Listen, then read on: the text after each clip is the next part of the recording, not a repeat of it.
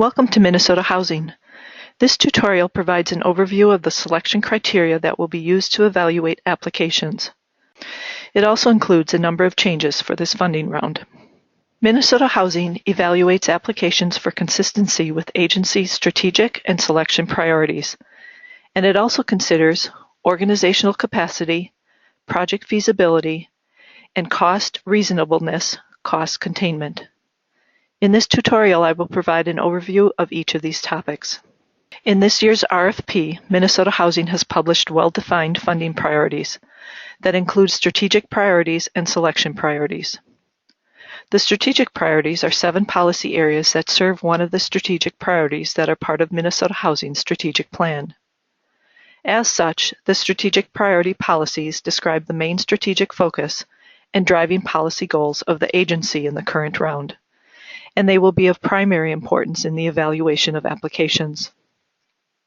The selection priorities capture other elements that are beneficial to a project and are largely consistent with the priorities of the tax credit program under the 2018 Qualified Allocation Plan, also known as the QAP. In this RFP, all applicants will be required to meet at least one strategic priority.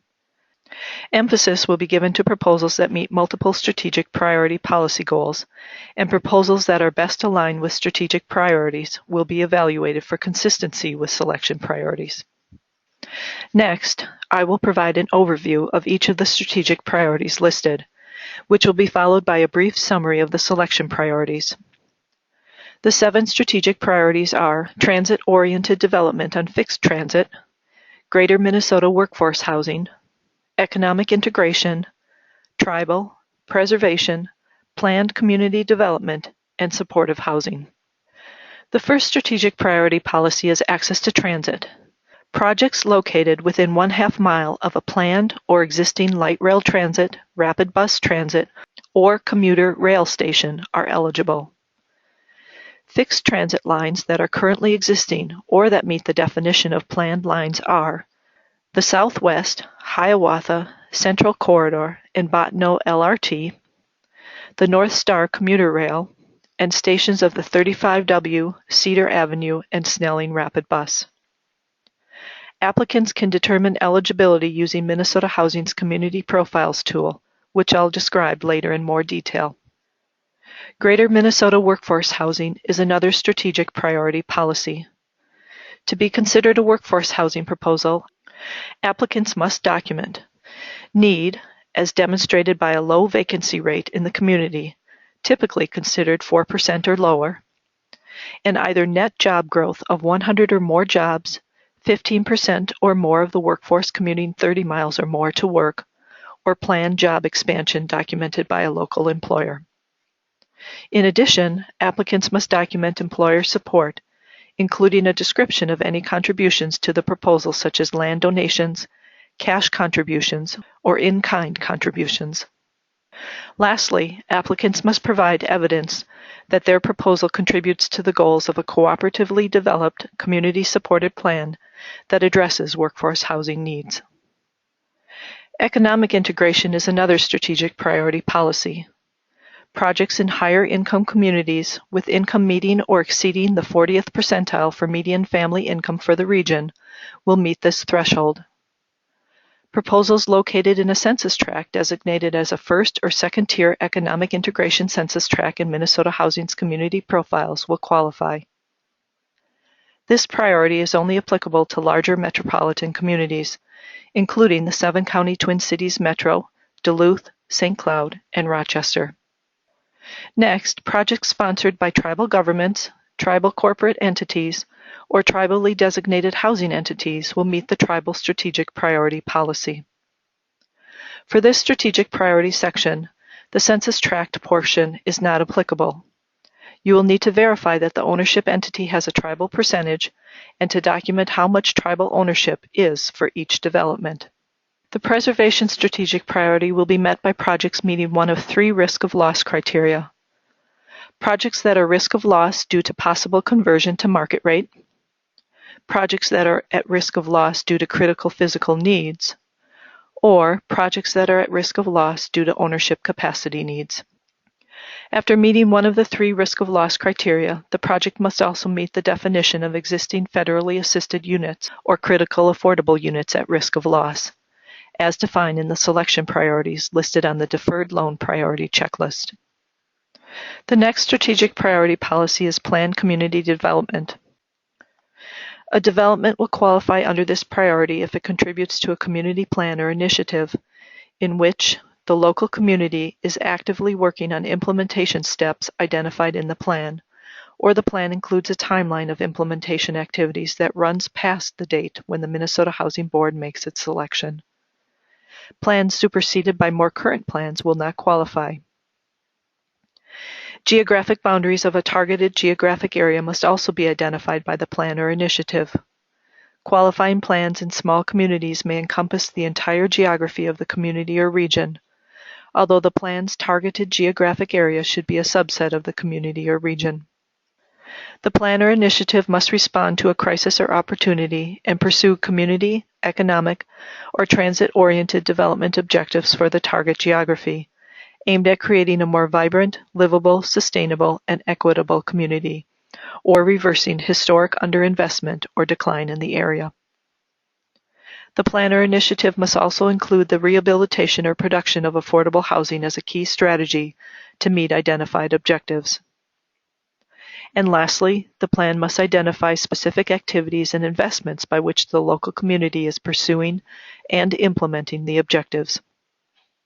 A qualifying plan can be created and approved by a wide variety of public and private local community development partners, such as cities, counties, private foundations, and public housing authorities. Plans that local entities are required to produce, such as comprehensive plans in the 7-county metropolitan area, are not by themselves considered evidence of planned community development. In addition to submission of the plan or initiative, evidence must be provided that a specific project contributes to the goals of the plan. The evidence must come from an appropriate representative of the city or town that represents the geographic area in which the project would be located. The evidence must be in the form of a letter or resolution that identifies the plan and its consistency with local goals. The final strategic priority is supportive housing. For proposals with at least 5% of units, with a minimum of 4 units, that will provide permanent supportive housing for households experiencing long-term homelessness. For more information on this strategic priority, please reference the supportive housing tutorial posted on Minnesota Housing's website. Projects well aligned with the strategic priority policies will be evaluated against the selection priorities.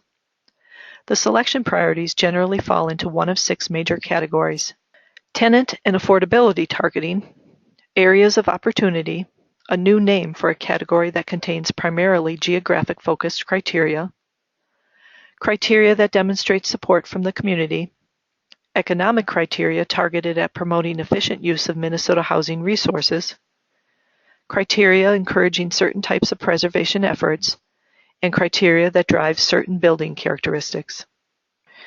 New criteria for this year include priority for serving people with disabilities in permanent supportive housing, and a redefining of geographic-based criteria into areas of opportunity, which include workforce housing, economic integration, a new scoring criterion around access to high-performing schools and location efficiency, and the addition of minority or women-owned business enterprises as part of the development team, also known as Maybe-Weeby. The strategic and selection priorities are described in more detail in the 2017 RFP guide and in the 2018 Housing Tax Credit Self-Scoring Worksheet and the Deferred Loan Priority Checklist.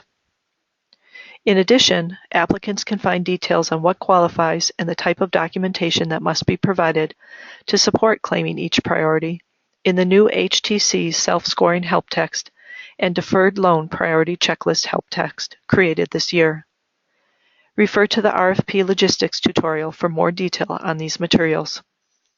Another important tool applicants should reference for evaluating a proposal's consistency with Minnesota Housing's strategic and selection priorities is our Community Profiles tool, which is located on our website under Policy and Research, Community Profiles.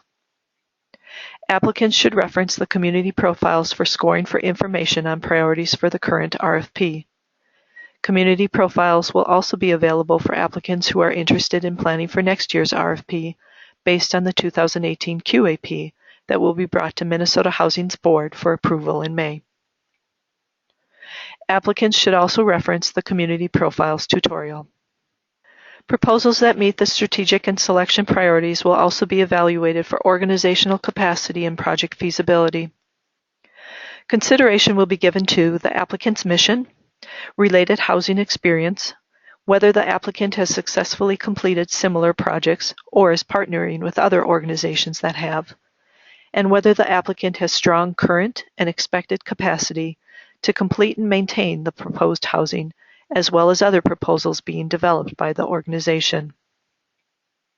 In terms of project feasibility, the following will be evaluated: the nature of the proposed site, whether the proposed housing is needed in the intended market, whether costs of developing the housing are reasonable, whether the housing is economically viable, and for permanent supportive housing, whether the applicant has secured ongoing funding for support services.